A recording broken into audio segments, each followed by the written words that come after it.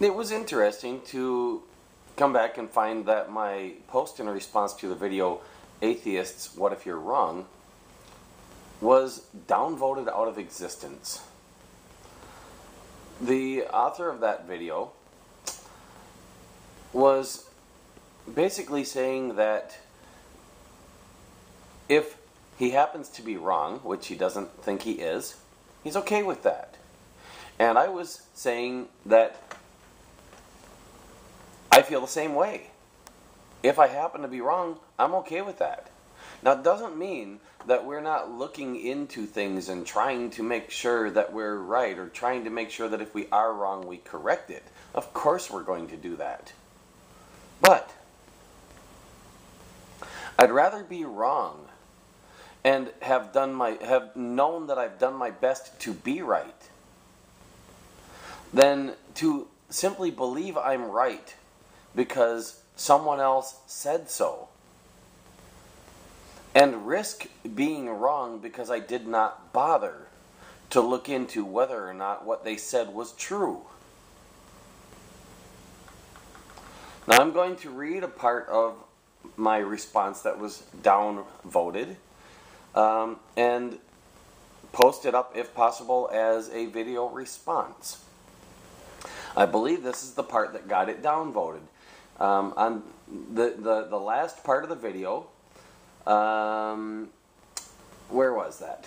Okay, it says, basically I'm saying that perhaps God is testing us for fitness for the afterlife, and the real test is about whether we care, whether or not we're selfless enough to do what's best for the greater good. And I follow that up with, in this case, I feel sorry for the theists who would find out too late when they realize in the end that they've been believing deceptions written by their own kind. Now, I am not saying that this is necessarily the case.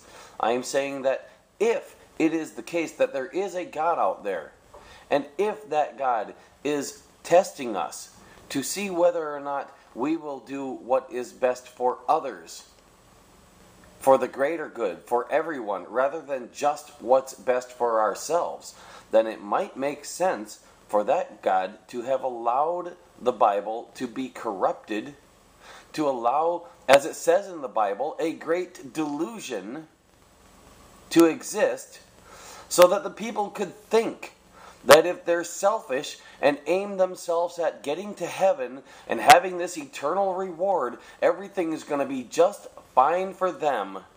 All they have to do is just keep telling other people that they have to do the same thing, and that way they'll earn their way into heaven by having told all these other people something that very likely might not be true.